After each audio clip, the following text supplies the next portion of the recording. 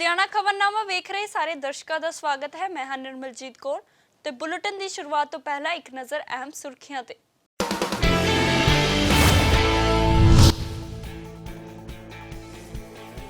ਲੁਧਿਆਣਾ 'ਚ ਹੋਈ ਆੜਤੀ ਐਸੋਸੀਏਸ਼ਨ ਦੀ ਮੀਟਿੰਗ, ਸਰਕਾਰ ਦੇ ਪ੍ਰਪੋਜ਼ਲ ਤੇ ਬਣੀ ਆਪਸੀ ਸਹਿਮਤੀ। ਆੜਤੀਆਂ ਵੱਲੋਂ ਲਈ ਗਈ ਹੜਤਾਲ ਵਾਪਸ, ਸਰਕਾਰ ਆੜਤੀਆਂ ਦਾ 131 ਕਰੋੜ ਰੁਪਏ ਦਾ ਬਕਾਇਆ ਦੇਣ ਨੂੰ ਤਿਆਰ। ਭਾਰਤ ਭੂਸ਼ਣ ਆਸ਼ੂ ਨੇ ਰਾਜਪੁਰਾ ਪਹੁੰਚ ਕੇ ਕਣਕ ਦੀ ਖਰੀਦ ਕਰਵਾਈ ਸ਼ੁਰੂ।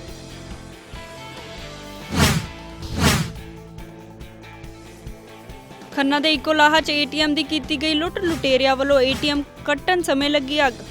ਲੁਟੇਰੇ ਕੁਝ ਪੈਸੇ ਲੈ ਕੇ ਹੋਏ ਫਰਾਰ, ਏਟੀਐਮ ਸੜ ਕੇ ਹੋਇਆ ਸੁਆਹ।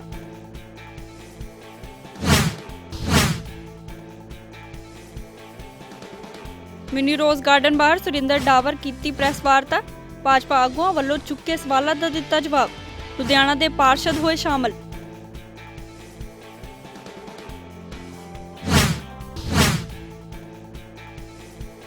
ਦਿੱਗਜ ਪੰਜਾਬੀ ਅਦਾਕਾਰ ਸਤੀਸ਼ ਕੌਲ ਦਾ ਹੋਇਆ ਦੇਹਾਂਤ, ਲੁਧਿਆਣਾ ਦੇ ਜੈਰਾਮ ਚੈਰੀਟੇਬਲ ਹਸਪਤਾਲ 'ਚ ਲਈ ਆਖਰੀ ਸਾਲ। ਪਿਛਲੇ ਦਿਨੀ ਕੋਰੋਨਾ ਰਿਪੋਰਟ ਆਈ ਸੀ ਪੋਜ਼ਿਟਿਵ। 300 ਦੇ ਕਰੀਬ ਹਿੰਦੀ ਫਿਲਮਾਂ 'ਚ ਵੀ ਕੀਤਾ ਸੀ ਕੰਮ। ਮੌਤ ਤੋਂ ਬਾਅਦ ਫਿਲਮੀ ਜਗਤ 'ਚ ਸੋਗ ਦੀ ਲਹਿਰ।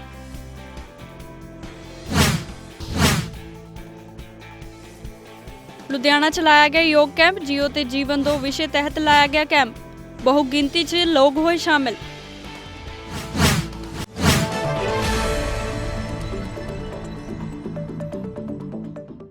ਹੁਣ ਖਬਰਾਂ ਵਿਸਤਾਰ ਨਾਲ। ਲੁਧਿਆਣਾ ਵਿਖੇ ਆੜਤੀ ਐਸੋਸੀਏਸ਼ਨ ਦੀ ਮੀਟਿੰਗ ਕੀਤੀ ਗਈ, ਜਿਸ ਵਿੱਚ ਸਰਕਾਰ ਤੋਂ ਪ੍ਰਪੋਜ਼ਲ ਤੋਂ ਵਿਚਾਰ ਚਰਚਾ ਕੀਤੀ ਗਈ।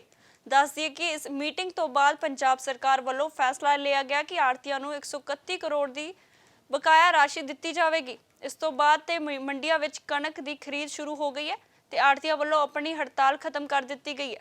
ਜ਼ਿਕਰਯੋਗ ਹੈ ਕਿ ਮੀਟਿੰਗ ਤੋਂ ਬਾਅਦ ਭਾਰਤ ਭੂਸ਼ਣ ਆਸ਼ੂ ਨੇ ਲੁਧਿਆਣਾ ਵਿੱਚ ਪ੍ਰੈਸ ਵਾਰਤਾ ਕੀਤੀ ਤੇ ਆੜਤੀਆਂ ਵੱਲੋਂ ਹੜਤਾਲ ਖਤਮ ਕੀਤੇ ਜਾਣ ਦੀ ਜਾਣਕਾਰੀ ਦਿੱਤੀ।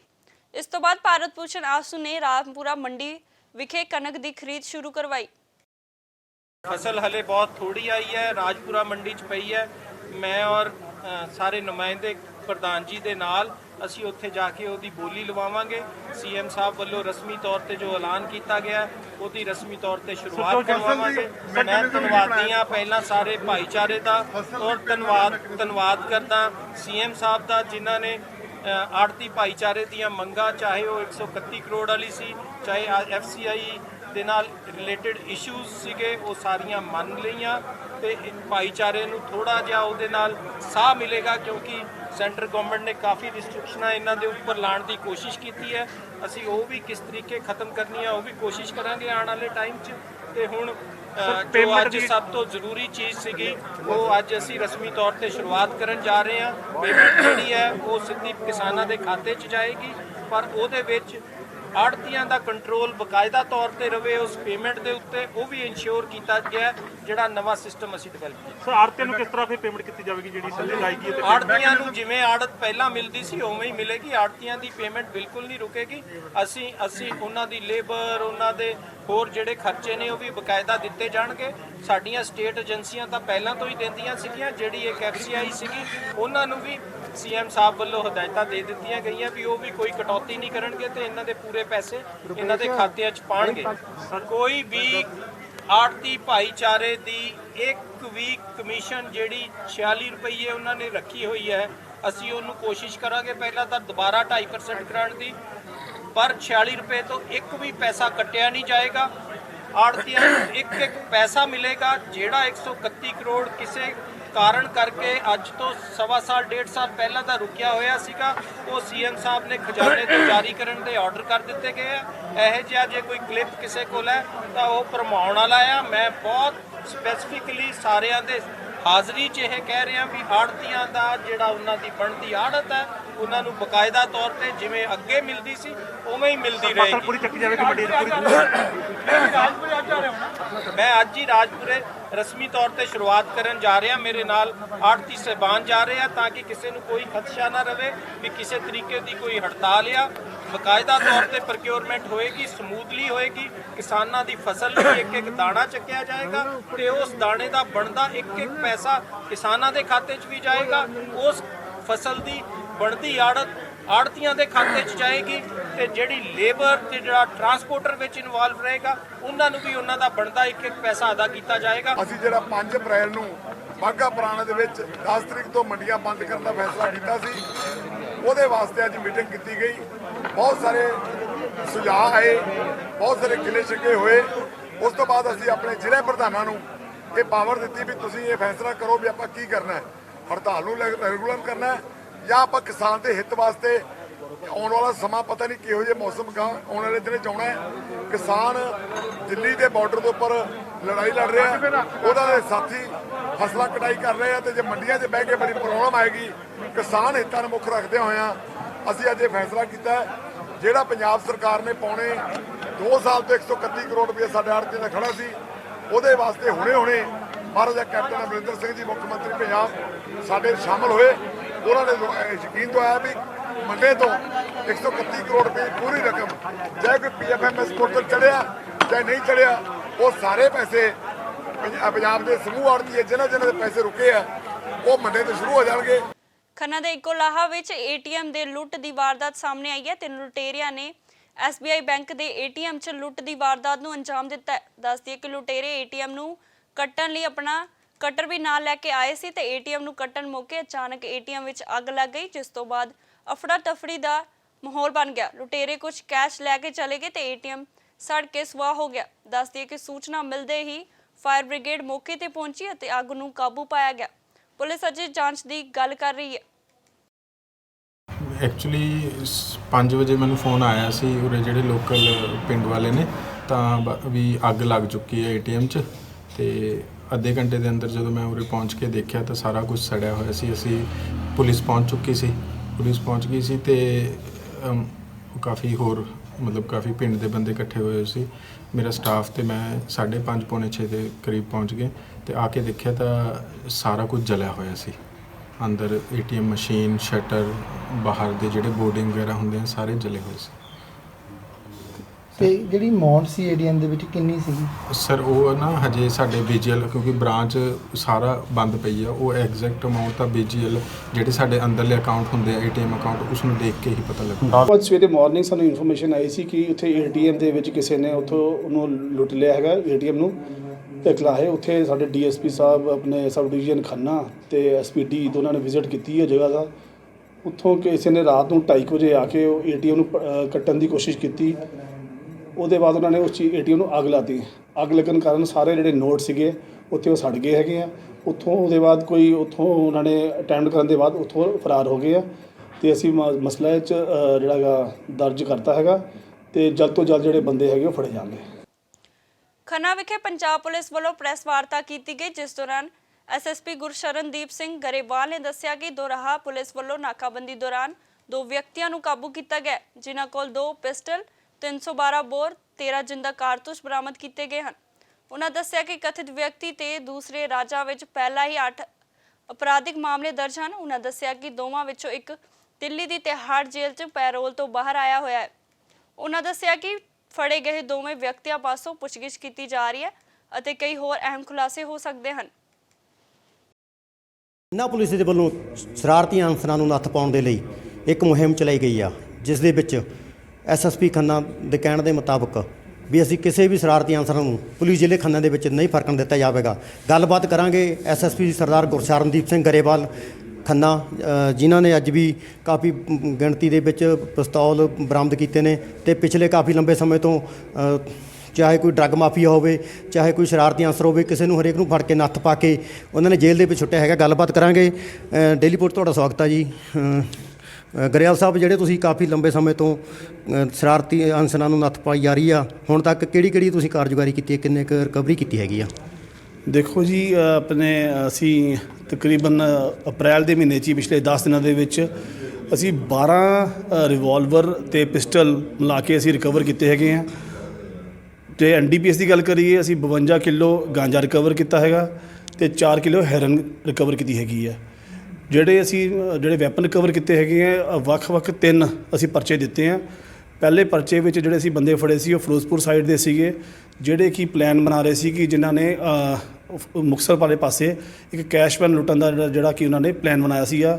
ਉਹਨਾਂ ਨੂੰ ਫੜ ਕੇ ਅਸੀਂ ਉਹ ਜਿਹੜਾ ਪਲਾਨ ਹੈਗਾ ਉਹਨਾਂ ਦਾ ਜਿਹੜਾ ਉਹਨੂੰ ਅੱਗੇ ਅਸੀਂ ਡੈਫਰ ਕੀਤਾ ਹੈਗਾ, ਉਹਨਾਂ ਨੂੰ ਫੜ ਕੇ ਅਸੀਂ ਜੇਲ੍ਹ 'ਚ ਭੇਜਿਆ। ਸੈਕਿੰਡ ਜਿਹੜਾ ਅਸੀਂ ਪਿੱਛੇ ਗੁਰਵਿੰਦਰ ਗਿੰਦਾ ਜਿਹੜਾ ਕਿ ਗੁਜਰਾਤ ਪੁਲਿਸ ਵਾਂਟਡ ਸੀਗਾ, ਜਿਹੜਾ ਮਰਡਰ ਕੇਸ ਭੱਜਿਆ ਸੀ, ਹਾਈ ਪ੍ਰੋਫਾਈਲ ਬੰਦਾ ਸੀਗਾ, ਉਹਨੂੰ ਅਰੈਸਟ ਕੀਤਾ, ਜਿਹੜਾ ਕਿ ਅੱਜ ਕੱਲ੍ਹ ਮਾਈਨਿੰਗ ਦੇ ਧੰਦੇ ਵਿੱਚ ਲੱਗਿਆ ਹੋਇਆ ਸੀ ਅਤੇ ਉੱਥੇ ਐਜ਼ ਏ ਮਸਲਮੈਨ ਕੰਮ ਕਰ ਰਿਹਾ ਸੀਗਾ ਅਤੇ ਲੋਕਾਂ ਤੋਂ ਉਹ ਫਰੌਤੀਆਂ ਲੈ ਰਿਹਾ ਸੀਗਾ। ਉਹ ਵੀ ਆਪਣੇ ਨਾਲ 4 ਵੈਪਨ ਨਾਲ ਅਸੀਂ ਫੜਿਆ। ਉਹਦਾ ਵੀ ਇੱਕ ਹਿਮਾਚਲ ਦੇ ਵਿੱਚ ਇੱਕ NRI ਕਪਲ ਸੀਗਾ, ਉਹਨੂੰ ਲੁੱਟਣ ਦਾ ਉਹਦਾ ਪਲਾਨ ਬਣਾਇਆ ਸੀਗਾ, ਉਹ ਵੀ ਅਸੀਂ ਰੋਕਿਆ ਉਸ ਪਲਾਨ ਨੂੰ।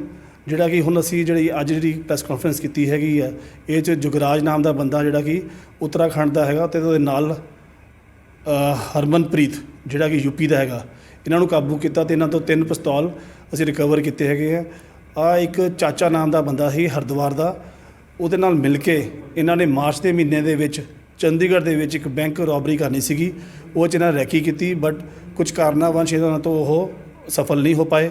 ਹੁਣ ਇਹਨਾਂ ਨੇ ਚਾਚੇ ਦੇ ਕਹੇ 'ਤੇ ਇੱਥੇ ਅੰਮ੍ਰਿਤਸਰ ਨੂੰ ਜਾ ਰਹੇ ਸੀਗੇ, ਉੱਥੇ ਜਾ ਕੇ ਇਹਨਾਂ ਨੇ ਕਿਸੇ ਵੱਡੀ ਵਾਰਦਾਤ ਨੂੰ ਅੰਜਾਮ ਦੇਣਾ ਸੀਗਾ।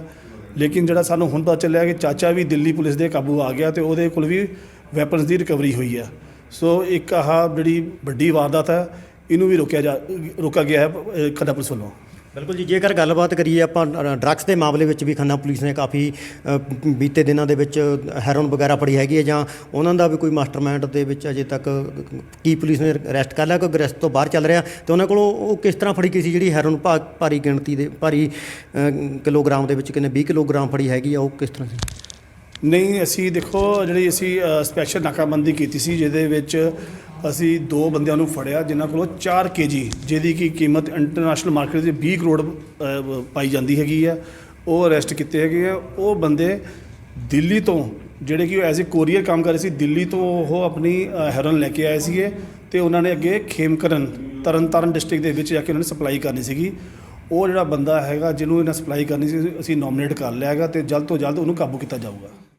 ਲੁਧਿਆਣਾ ਦੀ ਗੁੜ ਮੰਡੀ 'ਚ 20 ਤੋਂ 25 ਵਿਅਕਤੀਆਂ ਵੱਲੋਂ ਇੱਕ ਦੁਕਾਨਦਾਰ ਦੀ ਕੁੱਟਮਾਰ ਕਰਨ ਦਾ ਮਾਮਲਾ ਸਾਹਮਣੇ ਆਇਆ। ਦੱਸਦੀ ਹੈ ਕਿ ਪੁਰਾਣੀ ਰੰਜਿਸ਼ ਤੇ ਚੱਲਦਿਆਂ ਇਸ ਘਟਨਾ ਨੂੰ ਅੰਜਾਮ ਦਿੱਤਾ ਗਿਆ ਸੀ। ਜ਼ਿਕਰਯੋਗ ਹੈ ਕਿ ਬੀਤੇ ਦਿਨ ਵੀ ਪੀੜਿਤ ਦੁਕਾਨਦਾਰ ਤੋਂ ਇੱਕ ਦੂਜੇ ਦੁਕਾਨਦਾਰ ਵੱਲੋਂ 20 ਤੋਂ 25 ਵਿਅਕਤੀ ਭੇਜ ਕੇ ਹਮਲਾ ਕਰਵਾਇਆ ਗਿਆ, ਜਿਸ ਨੂੰ ਲੈ ਕੇ ਅੱਜ ਮਾਰਕੀਟ ਦੇ ਬੰਦਿਆਂ ਵੱਲੋਂ ਸਮਝੌਤਾ ਕਰਵਾਇਆ ਗਿਆ ਸੀ। ਪਰ ਸਮਝੌਤੇ ਤੋਂ ਬਾਅਦ ਫਿਰ ਕਥਿਤ ਵਿਅਕਤੀ ਨੇ ਪੀੜਿਤ ਦੁਕਾਨਦਾਰ ਤੇ ਹਮਲਾ ਕਰਵਾ ਦਿੱਤਾ, ਜਿਸ ਨਾਲ ਉਹ ਗੰਭੀਰ ਰੂਪ 'ਚ ਜ਼ਖਮੀ ਹੋ ਗਿਆ। ਪੀੜਿਤ ਨੂੰ ਹੁਣ CMC 'ਚ ਦਾਖਲ ਕਰਵਾਇਆ ਗਿਆ ਹੈ। ਗੁੜ ਮੰਡੀ ਦੁਕਾਨ ਹੈ SK ਇਲੈਕਟ੍ਰੋਨਿਕ ਭਾਜੀ, ਟਿੰਕੂ ਨਾਮ ਹੈ ਮੇਰਾ ਜੀ। ਹਾਂਜੀ, ਕੀ ਹੋਇਆ ਹਮਲਾ ਇੱਦਾਂ ਹੋਇਆ ਜੀ, ਆਪਣੀ ਦੁਕਾਨ ਬੰਦੀ ਵੀ ਨੀਚੇ ਤੇ ਕੱਲ ਡਸਟ ਗਈ ਥੋੜੀ ਥੱਲੇ ਨੂੰ ਤੇ ਮੇਰੇ ਲੇਬਰਾਂ ਨੂੰ ਆ ਕੇ ਗਾਲਾਂ ਕੱਢ ਗਏ ਜੀ। ਕੌਣ ਸੀ ਬੰਦੇ ਜੀ? ਬੱਬਲ ਗਲਾਸ ਗਾਰਡ ਵਾਲਾ ਹੈਗਾ ਜੀ। ਅੱਛਾ ਜੀ। ਤੇ ਕੱਲ ਦੀ ਰੰਜਿਸ਼ ਅੱਜ ਕੱਢ ਕੇ ਗਿਆ ਜੀ ਤੇ ਮੇਰੇ ਭਰਾ ਨੂੰ ਦਾਤ ਮਾਰ ਗਿਆ, ਜਾਨੋਂ ਮਾਰਨ ਆਏ ਸੀਗੇ। ਮੇਰੇ ਕੋਲ CCTV ਕੈਮਰੇ ਰਿਕਾਰਡਿੰਗਾਂ ਸਾਰੀਆਂ ਹੈਗੀਆਂ, ਦਾਤ ਕੱਢੇ ਦੀ ਵੀ ਹੈਗੀ ਹੈ। ਇਸ ਟਾਈਮ ਫਰਾਰ ਹੋ ਚੁੱਕਾ ਹੈ, ਦੁਕਾਨਾਂ ਬੰਦ ਕਰਕੇ ਘਰੋਂ ਵੀ ਫਰਾਰ ਹੈ। ਪੁਲਿਸ ਕੰਪਲੇਂਟ ਕਰਾਈ ਹੈ, ਪੁਲਿਸ ਮੌਕੇ ਤੇ ਆ ਗਈ ਸੀ ਜੀ। ਕੀ ਕਹਿੰਦੇ ਪੁਲਿਸ ਵਾਲੇ? ਪੁਲਿਸ ਵਾਲੇ ਕਹਿੰਦੇ ਕਾਰਵਾਈ ਕਰਾਂਗੇ ਜੀ, ਹੁਣ ਸਾਰੀ ਕਾਰਵਾਈ ਹੋਏਗੀ ਹੁਣ। ਸਿਰਫ ਜਿਹੜੀ ਡਸਟ ਪੈਣ ਦੇ ਕਰਕੇ ਜਿਹੜਾ ਅੱਡਣ ਨੇ ਅੱਗੇ ਹਮਲਾ ਕੀਤਾ, ਹਾਂਜੀ ਕੋਈ ਹੋਰ ਗੱਲ ਵੀ? ਨਹੀਂ ਡਸਟ ਵਾਰ ਹੀ ਹੋਇਆ ਹੈ। ਕੱਲ ਆ ਕੇ ਮੇਰੇ ਲੇਬਰਾਂ ਨੂੰ ਸਾਰਿਆਂ ਨੂੰ ਗਾਲਾਂ ਕੱਢ ਕੇ ਹਫਤਾ ਹੋ ਗਿਆ ਤੰਗ ਕਰੀ ਜਾ ਰਿਹਾ ਸੀਗਾ। ਤੇ ਮਾਰਕੀਟ ਦੇ 2-3 ਸੱਜਣ ਮਿੱਤਰ ਹੈਗੇ, ਉਹਨਾਂ ਨੇ ਕਿਹਾ ਚਲੋ ਇਦਾਂ ਨਹੀਂ ਇਦਾਂ ਕਰ। ਇਹ ਮਾਮਲਾ ਭਾਜੀ ਇਹਨਾਂ ਦਾ ਦੁਕਾਨਦਾਰਾਂ ਦਾ ਕੋਈ ਆਪਸੀ ਪਹਿਲਾਂ ਕੋਈ ਸੀਗਾ ਇਹਨਾਂ ਦਾ ਮਤਭੇਦ, ਤੇ ਉਹਦੇ ਸਬੰਧ ਦੇ ਵਿੱਚ ਇਹਨਾਂ ਦੇ ਦੱਸਣ ਦੇ ਮੁਤਾਬਕ ਜਿਹੜਾ ਇਹ ਮਾਰਕੀਟ ਵਾਲੇ ਆਪਸ ਵਿੱਚ ਇਕੱਠੇ ਹੋ ਕੇ ਇਹਨਾਂ ਦਾ ਫੈਸਲਾ ਕਰਾਉਣ ਲੱਗੇ ਸੀਗੇ। ਉਹਦੇ ਸਬੰਧ 'ਚ ਕਿਤੇ ਇਹਨਾਂ ਦੇ ਦੱਸਣ ਦੇ ਮੁਤਾਬਕ ਪਿੱਛੇ ਬੰਦੇ ਵੀ ਉਹਨਾਂ ਨੇ ਦੂਜੀ ਪਾਰਟੀ ਨੇ ਪਾਏ ਸੀ, 25 ਬੰਦੇ ਬੁਲਾਏ ਹੋਏ ਸੀਗੇ ਜੀ ਬਾਊ ਜੀ। ਉਸ ਤੋਂ ਬਾਅਦ 'ਚ ਕੀ ਹੋਇਆ ਵੀ ਇਹ ਦੱਸ ਰਿਹਾ ਵੀ ਅਸੀਂ ਲੱਗੇ ਸੀ ਇੱਥੇ ਰਾਜੀਨਾਮਾ ਕਰਨ ਤੇ ਬੰਦਿਆਂ ਬੁਲਾ ਕੇ ਇਹਨਾਂ ਦੇ ਸਰਟੀਫਿਕੇਟ ਲਾ ਦਿੱਤੀਆਂ। ਬਾਕੀ ਅੱਗੇ ਜੋ ਵੀ ਅਸੀਂ ਇਹ ਚੀਜ਼ ਦੀ ਪੜਤਾਲ ਕਰਾਂਗੇ ਕਿ ਅੱਗੇ ਜੋ ਕਾਰਵਾਈ ਬਣਦੀ ਹੈ ਉਹ ਕੀਤੀ ਜਾਊਗੀ। ਲੁਧਿਆਣਾ ਵਿਖੇ ਵਿਧਾਇਕ ਸੁਰਿੰਦਰ ਡਾਬਰ ਵੱਲੋਂ ਮਿੰਨੀ ਰੋਜ਼ ਗਾਰਡਨ ਦੇ ਬਾਹਰ ਪ੍ਰੈਸ ਵਾਰਤਾ ਕੀਤੀ ਗਈ। ਇਸ ਮੌਕੇ ਕਾਂਗਰਸੀ ਕੌਂਸਲਰ ਨੇ ਸ਼ਮੂਲੀਅਤ ਵੀ ਕੀਤੀ। ਇਸ ਮੌਕੇ ਸੁਰਿੰਦਰ ਡਾਬਰ ਨੇ ਕਿਹਾ ਕਿ ਮਿੰਨੀ ਰੋਜ਼ ਗਾਰਡਨ ਨੂੰ ਨਵੀਨੀਕਰਨ ਦੀ ਬਹੁਤ ਲੋੜ ਹੈ, ਜਿਸ ਨੂੰ ਨੌਜਵਾਨਾਂ ਦੀ ਮੰਗ ਤੇ ਬਣਾਇਆ ਜਾ ਰਿਹਾ ਹੈ। ਉਹਨਾਂ ਕਿਹਾ ਕਿ ਜੋ ਮੇਰੇ ਕੰਮਾਂ 'ਚ ਰੋੜਾ ਅੜਕਾਉਣਾ ਚਾਹੁੰਦੇ ਹਨ ਉਹ ਅੜਕਾਈ ਜਾਣ, ਮੈਂ ਵਿਕਾਸ ਦਾ ਕੰਮ ਕਰਦਾ ਰਹਾਂਗਾ। ਉਹਨਾਂ ਕਿਹਾ ਕਿ ਜੇਕਰ ਮੇਰੇ ਵਿਕਾਸ ਕਾਰਜਾਂ ਤੋਂ ਭਾਜਪਾ ਵਾਲਿਆਂ ਨੂੰ ਦਿੱਕਤ ਹੋ ਰਹੀ ਹੈ ਤਾਂ ਇਸ ਦਾ ਕੋਈ ਹੱਲ ਨਹੀਂ ਹੈ। ਦੱਸ ਦੇ ਕਿ ਇਸ ਮੌਕੇ ਪੰਜਾਬ ਪ੍ਰਦੇਸ਼ ਕਾਂਗਰਸ ਦੇ ਸਕੱਤਰ ਵਿਨੋਦ ਭਾਰਤੀ ਨੇ ਰੋਜ਼ ਗਾਰਡਨ ਦੀ ਵਿਸ਼ੇਸ਼ਤਾਵਾਂ ਬਾਰੇ ਵੀ ਜਾਣੂ ਕਰਵਾਇਆ। ਜ਼ਿਕਰਯੋਗ ਹੈ ਕਿ ਲੁਧਿਆਣਾ ਦੇ ਸਾਬਕਾ ਡਿਪਟੀ ਮੇਅਰ ਪ੍ਰਵੀਨ ਬਾਂਸਲ ਵੱਲੋਂ ਮਿੰਨੀ ਰੋਜ਼ ਗਾਰਡਨ ਦੇ ਬਾਹਰ ਪ੍ਰੈਸ ਵਾਰਤਾ ਕੀਤੀ ਗਈ ਸੀ ਤੇ ਮੌਜੂਦਾ ਪ੍ਰਸ਼ਾਸਨ ਵੱਲੋਂ ਮਿਨੀ ਰੋਜ਼ ਗਾਰਡਨ ਦੇ ਨਵੀਨੀਕਰਨ ਦੇ ਨਾਂ ਤੇ ਜਨਤਾ ਦਾ ਪੈਸਾ ਬਰਬਾਦ ਕਰਨ ਦਾ ਆਰੋਪ ਲਗਾਇਆ ਗਿਆ ਸੀ।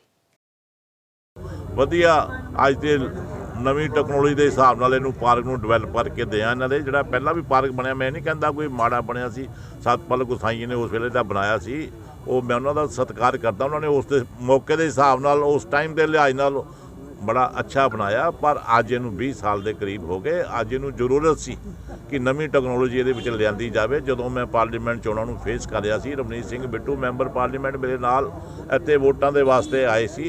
ਯੂਥ ਨੇ ਖਾਸ ਤੌਰ 'ਤੇ ਡਿਮਾਂਡ ਕੀਤੀ ਸੀ ਮੈਨੂੰ ਰੋਕ ਕੇ ਕਿ ਡਾਬਰ ਸਾਹਿਬ ਸਾਨੂੰ ਇੱਥੇ ਬੈਡਮਿੰਟਨ ਕੋਰਟ ਵਗੈਰਾ ਬਣਾ ਕੇ ਦਿਓ, ਕੈਫੇ ਅਸੀਂ ਇੱਥੇ ਇਲਾਕੇ ਦੇ ਲੋਕ ਬੈਠ ਸਕੀਏ, ਇੰਜੋਏ ਕਰ ਸਕੀਏ।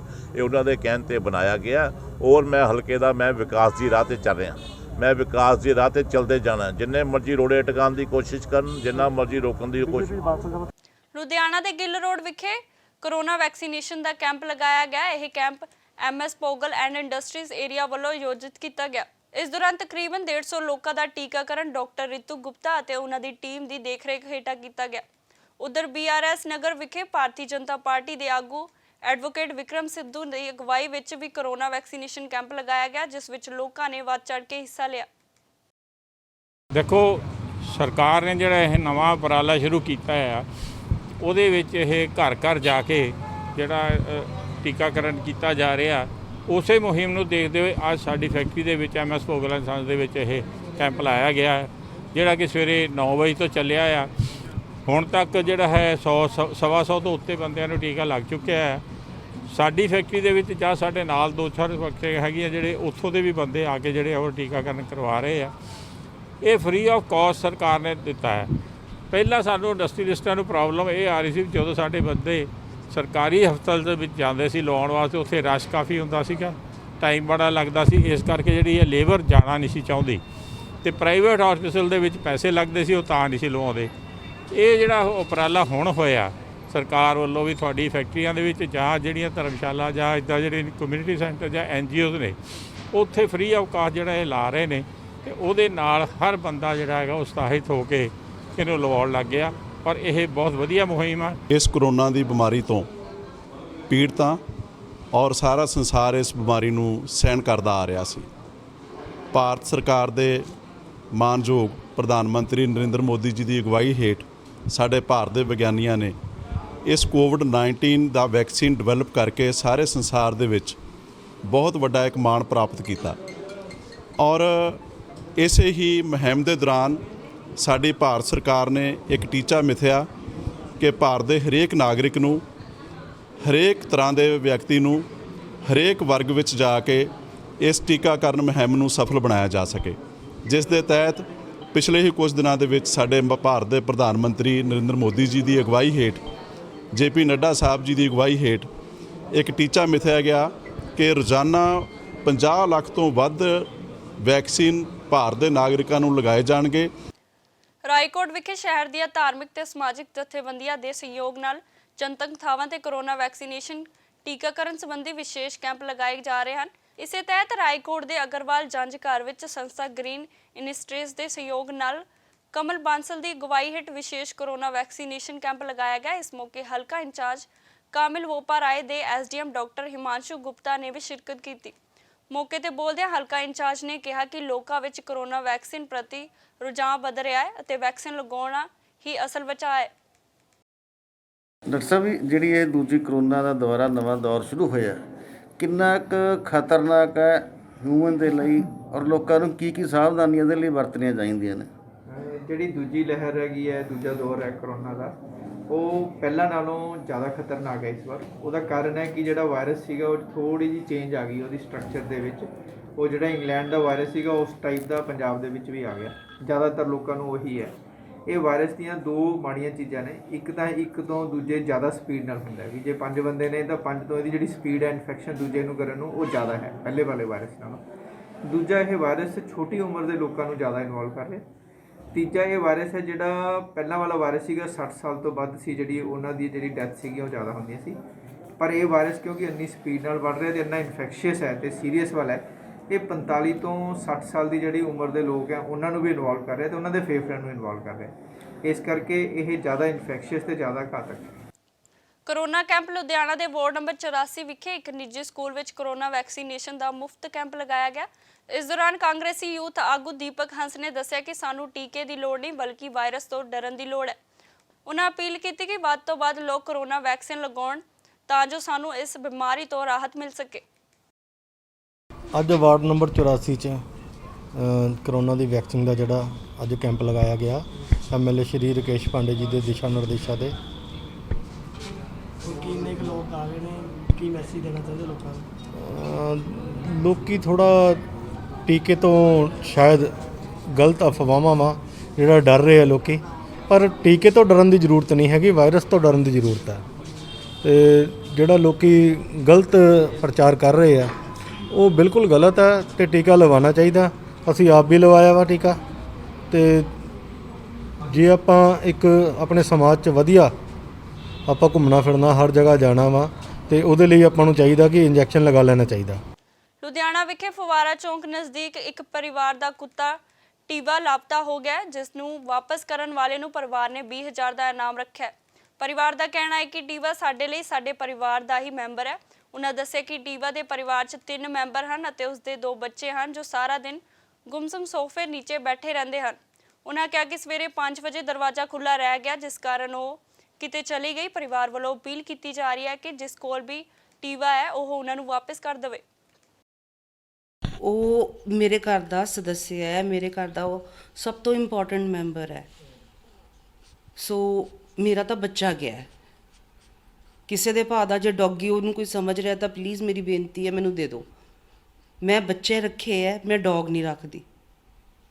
ਕਦ ਦੀ ਗੱਲ ਹੈ ਜੀ ਇਹ? 5 ਅਪ੍ਰੈਲ ਦੀ ਗੱਲ ਹੈ ਜੀ, 5 ਅਪ੍ਰੈਲ ਸਵੇਰ ਦੀ 9:30 10 ਵਜੇ ਦੀ। ਕਿੰਨੇ ਦੇ ਸ਼ੌਂਕ ਹੈ, ਕਦ ਦਾ ਹੈ ਤੁਹਾਨੂੰ ਇਹ? ਇਹ ਸ਼ੌਂਕ ਨਹੀਂ ਹੈ ਜੀ, ਪਲੀਜ਼। ਇਹ ਮੇਰਾ ਸ਼ੌਂਕ ਨਹੀਂ ਹੈ, ਮੇਰਾ ਪਿਆਰ ਹੈ। ਇਹ ਮੇਰਾ ਪਿਆਰ ਹੈ ਔਰ ਮੈਂ ਬਹੁਤ ਸਾਲਾਂ ਤੋਂ ਰੱਖ ਰਹੀ ਹਾਂ। ਤੇ ਕਿਵੇਂ ਲੱਗ ਰਿਹਾ ਜਿੱਦਾਂ ਘਰ ਦੇ ਵਿੱਚ ਇੱਕ ਮੈਂਬਰ ਚਲੇ ਜਾਂਦਾ, ਜਦੋਂ ਮਹਿਸੂਸ ਹੁੰਦਾ ਵੀ ਉਹਦੇ ਬਗੈਰ ਆਪਾਂ ਘਰ 'ਚ ਬਿਲਕੁਲ ਉਦਾਸੀ ਹੋ ਜਾਂਦੀ ਹੈ? ਮਤਲਬ ਇਹ ਤੁਸੀਂ ਇਹ ਸਮਝੋ ਕਿ ਮੇਰੇ ਨਾਲ ਹੁਣ ਇਸ ਵੇਲੇ ਉਹ ਹੈ ਕਿ ਮੈਨੂੰ ਸਬਰ ਨਹੀਂ ਆ ਰਿਹਾ। ਮਰਿਆਂ ਦਾ ਸਬਰ ਹੁੰਦਾ ਆ, ਉਹ ਹੋਰ ਚੀਜ਼ ਹੈ। ਗਿਆਨ ਦਾ ਸਬਰ ਨਹੀਂ ਹੁੰਦਾ, ਮੈਨੂੰ ਉਹਦਾ ਸਬਰ ਨਹੀਂ ਆ ਰਿਹਾ। ਪੰਜਾਬੀ ਫਿਲਮ ਇੰਡਸਟਰੀ 'ਚ ਅਮਿਤਾਭ ਬੱਚਨ ਅਖਵਾਉਣ ਵਾਲੇ ਸਤੀਸ਼ ਕੋਲ ਦਾ ਦੇਹਾਂਤ ਹੋ ਗਿਆ। ਉਹ 74 ਸਾਲ ਦੇ ਸਨ। ਦੱਸਣਯੋਗ ਹੈ ਕਿ ਪਿਛਲੇ ਦਿਨੀ ਸਤੀਸ਼ ਕੋਲ ਦੀ ਕੋਰੋਨਾ ਰਿਪੋਰਟ ਪੋਜ਼ਿਟਿਵ ਆਈ ਸੀ।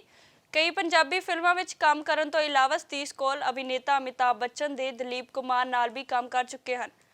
BR ਚੋਪੜਾ ਦੀ ਮਹਾਭਾਰਤ ਦੀ ਲੋਕਪ੍ਰਿਯਤਾ ਕਾਰਨ ਸਤੀਸ਼ ਕੋਲ ਚਰਚਾ 'ਚ ਆਏ। ਮਹਾਭਾਰਤ 'ਚ ਉਹਨਾਂ ਨੇ ਇੰਦਰਦੇਵ ਦਾ ਰੋਲ ਨਿਭਾਇਆ ਸੀ। ਸੂਤਰਾਂ ਅਨੁਸਾਰ ਸਤੀਸ਼ ਕੋਲ ਲੁਧਿਆਣਾ ਦੇ ਦਰੇਸ਼ੀ ਦੇ ਰਾਮ ਚੈਰੀਟੇਬਲ ਹਸਪਤਾਲ 'ਚ ਆਖਰੀ ਸਾਹ ਲਏ ਹਨ। ਸਤੀਸ਼ ਕੋਲ ਕਾਫੀ ਲੰਬੇ ਸਮੇਂ ਤੋਂ ਬਿਮਾਰ ਸੀ ਅਤੇ ਉਹਨਾਂ ਦੀ ਕੋਰੋਨਾ ਰਿਪੋਰਟ ਪੋਜ਼ਿਟਿਵ ਆਉਣ ਕਾਰਨ ਮੌਤ ਹੋ ਗਈ ਹੈ। ਮੇਰਾ ਨਾਮ ਸਤਿਆ, ਮੈਂ ਸਤੀਸ਼ ਕੋਲ ਜੀ ਹੈ ਜੀ ਮੂੰਹ ਬੋਲੀ ਭੈਣ ਹਾਂ ਔਰ ਉਹਨਾਂ ਦੀ ਕੇਅਰ ਟੇਕਰ ਵੀ ਹਾਂ। 8 ਸਾਲ ਤੋਂ ਮੈਂ ਉਹਨਾਂ ਨੂੰ ਸੰਭਾਲਦੀ ਆ ਰਹੀ ਹਾਂ, ਸਨ 13 ਤੋਂ। ਹੁਣ 9ਵਾਂ ਸਾਲ ਲੱਗ ਗਿਆ ਸੀਗਾ ਤੇ ਕਾਫੀ ਉਹਨਾਂ ਦੀ ਸਾਂਭ ਮੈਂ ਕਰਦੀ ਆ ਰਹੀ ਹਾਂ। ਤੇ ਹੁਣ ਅਚਾਨਕ ਹੀ ਬੁਖਾਰ ਹੋ ਗਿਆ, ਉਹਨਾਂ ਨੂੰ ਵੀ ਬੁਖਾਰ ਹੋਇਆ, ਮੈਨੂੰ ਵੀ ਹੋ ਗਿਆ। ਸਾਨੂੰ ਦੋਨਾਂ ਨੂੰ ਟੈਂਪਰੇਚਰ ਹੋਇਆ। ਉਹਨਾਂ ਦੀ ਹਾਲਤ ਕੁਝ ਜ਼ਿਆਦਾ ਹੀ ਖਰਾਬ ਹੋ ਗਈ ਸੀ, ਗਿਰੀ।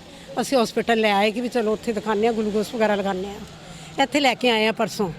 ਬਸ ਅੱਜ ਜ਼ਿਆਦਾ ਤਬੀਅਤ ਖਰਾਬ ਹੋ ਗਈ ਉਹਨਾਂ ਦੀ, ਬਸ 2 ਵਜੇ ਐਕਸਪਾਇਰ ਹੋ ਗਏ। ਪਹਿਲੀ ਗੱਲ ਤਾਂ ਤੁਹਾਡੇ ਮਾਧਿਅਮ ਰਾਹੀਂ ਸਾਰੀ ਜਿਹੜੇ ਦਰਸ਼ਕ ਹੈ ਵਿਸ਼ਵ ਦੇ ਵਿੱਚ, ਉਹਨਾਂ ਦੇ ਸਰੋਤੇ ਆ, ਉਹਨਾਂ ਦੇ ਪ੍ਰਸ਼ੰਸਕ ਹੈ, ਉਹਨਾਂ ਦੇ ਨਾਲ ਮੈਂ ਦੁੱਖ ਸਾਂਝਾ ਕਰਦਾ ਕਿ ਉਹ ਬਹੁਤ ਚਿਰਾਂ ਤੋਂ ਸਿਹਤ ਪੱਖੋਂ ਅਸਮਰਥ ਸੀ। ਉਹਨਾਂ ਦੀ ਸਿਹਤ ਠੀਕ ਨਹੀਂ ਸੀ। ਉਹਨਾਂ ਦੀ ਸਾਡੀ ਸੇਵਾ ਸਾਡੀ ਭੈਣ ਸ਼ਲਿਆ ਦੇਵੀ ਜੀ ਉਹਨਾਂ ਦੇ ਕੋਲ ਰੱਖ ਕੇ ਕਈ ਸਾਲਾਂ ਤੋਂ ਕਰ ਰਹੇ ਸੀ। ਤੇ ਜਿੱਥੇ ਜਿੱਥੇ ਉਹਨਾਂ ਨੂੰ ਇਲਾਜ ਕਰਾਉਣ ਦੀ ਲੋੜ ਪਈ ਉਹ ਲੈ ਕੇ ਵੀ ਗਏ ਤੇ ਕਾਫੀ ਵਾਰੀ ਉਹਨਾਂ ਦੇ ਅਖਬਾਰਾਂ ਦੇ ਵਿੱਚ ਵੀ ਚਰਚਾ ਆਈ। ਔਰ ਅਸੀਂ ਤਾਂ ਉਹਨਾਂ ਨੂੰ ਬਚਪਨ ਤੋਂ ਇਹ ਫਿਲਮਾਂ ਵਿੱਚ ਦੇਖਦੇ ਆਏ ਹਾਂ। ਉਹਨਾਂ ਦਾ ਬਹੁਤ ਵਡੇਰਾ ਯੋਗਦਾਨ ਹੈ ਪੰਜਾਬੀ ਫਿਲਮ ਇੰਡਸਟਰੀ ਨੂੰ। ਤੇ ਆਖਰੀ ਜਿਹੜਾ ਸਮਾਂ ਉਹਨਾਂ ਦਾ ਗਰਦਿਸ਼ ਵਿੱਚ ਰਿਹਾ, ਇਹਦੇ ਵਾਸਤੇ ਮੈਂ ਸਮਝਦਾ ਕਿ ਪੰਜਾਬ ਸਰਕਾਰ ਜਾਂ ਹੋਰ ਕੇਂਦਰ ਸਰਕਾਰਾਂ ਉਹਨਾਂ ਦਾ ਪੂਰਾ ਸਾਂਭ ਸੰਭਾਲ ਲਈ ਥੋੜ੍ਹਾ ਜਿਹਾ ਪਿੱਛੇ ਪੈਰ ਖਿੱਚ ਗਈਆਂ ਜਿਹਦੇ ਕਰਕੇ ਸਾਨੂੰ ਹਮੇਸ਼ਾ ਇੱਕ ਚੀਜ਼ ਜਿਹੜੀ ਆ ਇਹ ਰੜਕਦੀ ਰਹੇਗੀ। ਲੁਧਿਆਣਾ ਵਿਖੇ ਸਿਵ ਸੈਨਾ ਹਿੰਦੁਸਤਾਨ ਦੀ ਲੁਧਿਆਣਾ ਇਕਾਈ ਵੱਲੋਂ ਪ੍ਰੈਸ ਵਾਰਤਾ ਕੀਤੀ ਗਈ। ਇਸ ਦੌਰਾਨ ਨਵ ਨਿਯੁਕਤੀਆਂ ਕੀਤੀਆਂ ਗਈਆਂ। ਇਸ ਮੌਕੇ ਪਾਰਟੀ ਦੇ ਕੌਮੀ ਪ੍ਰਧਾਨ ਪਵਨ ਗੁਪਤਾ ਨੇ ਸ਼ਿਰਕਤ ਕੀਤੀ। ਇਸ ਮੌਕੇ ਪਦ ਅਧਿਕਾਰੀਆਂ ਨੂੰ ਵੀ ਹੋਰ ਅਹੁਦੇ ਵੀ ਸੌਂਪੇ ਗਏ ਨੇ। ਅੱਜ ਸ਼ਿਵ ਸੈਨਾ ਹਿੰਦੁਸਤਾਨ ਲੁਧਿਆਣਾ ਇਕਾਈ ਵੱਲੋਂ ਇੱਕ ਪੱਤਰਕਾਰ ਵਾਰਤਾ ਦਾ ਆਯੋਜਨ ਕੀਤਾ ਗਿਆ ਸੀ, ਜਿਸ ਵਿੱਚ ਪਾਰਟੀ ਦੇ ਰਾਸ਼ਟਰੀ ਪ੍ਰਮੁੱਖ ਸ਼੍ਰੀ ਪਵਨ ਗੁਪਤਾ ਜੀ ਪਹੁੰਚੇ ਔਰ ਮੈਂ ਵਧਾਈ ਦੇਣਾ ਚਾਹੁੰਦਾ ਪਾਰਟੀ ਦੇ ਵਿੱਚ ਨਵ ਨਿਯੁਕਤ ਸ਼ਾਮਿਲ ਹੋਏ ਜਿਹੜੇ ਵੀ ਪਦਾਧਿਕਾਰੀ ਹੈ, ਜਸਵੀਰ ਰਾਜੂ ਜੀ, ਗਗਨ ਗੱਗੀ ਜੀ, ਰਾਘਵ ਸੂਦ ਜੀ, ਸ਼ਿਵਾ ਸ਼ਰਮਾ ਜੀ ਔਰ ਉਹਨਾਂ ਦੇ ਸਾਥੀ ਜਿਨ੍ਹਾਂ ਨੂੰ ਅੱਜ ਨਵੀਆਂ ਨਿਯੁਕਤੀਆਂ ਦਿੱਤੀਆਂ।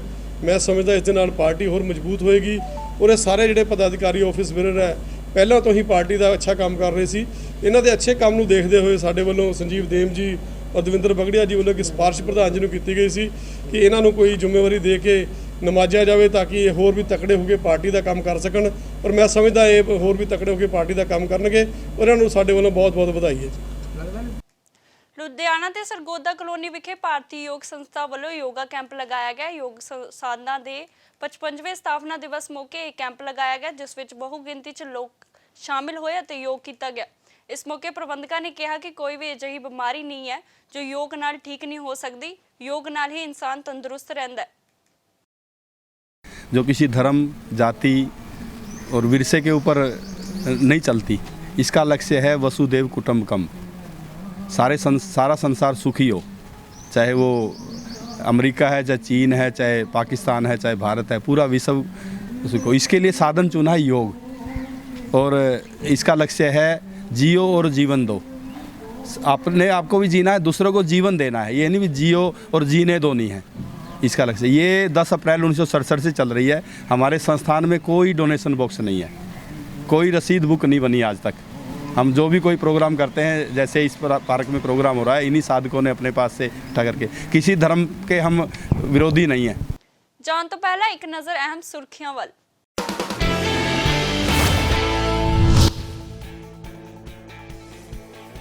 ਲੁਧਿਆਣਾ 'ਚ ਹੋਈ ਆੜਤੀ ਐਸੋਸੀਏਸ਼ਨ ਦੀ ਮੀਟਿੰਗ। ਸਰਕਾਰ ਦੇ ਪ੍ਰਪੋਜ਼ਲ ਤੇ ਬਣੀ ਆਪਸੀ ਸਹਿਮਤੀ।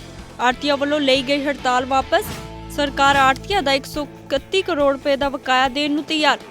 ਭਾਰਤ ਭੂਸ਼ਣ ਆਸ਼ੂ ਨੇ ਰਾਜਪੁਰਾ ਪਹੁੰਚ ਕੇ ਕਣਕ ਦੀ ਖਰੀਦ ਕਰਵਾਈ ਸ਼ੁਰੂ।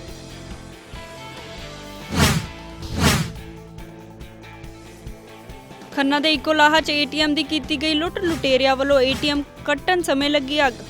ਲੁਟੇਰੇ ਕੁਝ ਪੈਸੇ ਲੈ ਕੇ ਹੋਏ ਫਰਾਰ। ਏਟੀਐਮ ਸੜ ਕੇ ਹੋਇਆ ਸਵਾ।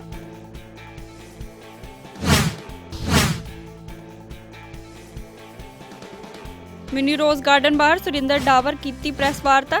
ਭਾਜਪਾ ਆਗੂਆਂ ਵੱਲੋਂ ਚੁੱਕੇ ਸਵਾਲਾਂ ਦਾ ਦਿੱਤਾ ਜਵਾਬ। ਲੁਧਿਆਣਾ ਦੇ ਪਾਰਸ਼ਦ ਹੋਏ ਸ਼ਾਮਲ।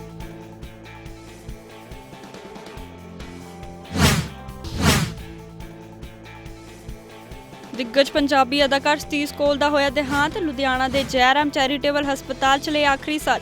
ਪਿਛਲੇ ਦਿਨੀ ਕੋਰੋਨਾ ਰਿਪੋਰਟ ਆਈ ਸੀ ਪੋਜ਼ਿਟਿਵ। 300 ਦੇ ਕਰੀਬ ਹਿੰਦੀ ਫਿਲਮਾਂ 'ਚ ਵੀ ਕੀਤਾ ਸੀ ਕੰਮ। ਮੌਤ ਤੋਂ ਬਾਅਦ ਫਿਲਮੀ ਜਗਤ 'ਚ ਸੋਗ ਦੀ ਲਹਿਰ।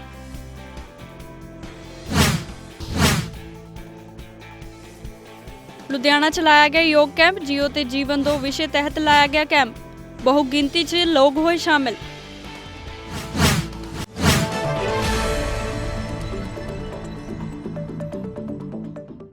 ਫਿਲਹਾਲ ਲੁਧਿਆਣਾ ਖਬਰਨਾਮਾ ਵਿੱਚ ਬਸ ਇੰਨਾ ਹੀ। ਮੈਨੂੰ ਦਿਓ ਆਗਿਆ। ਧੰਨਵਾਦ।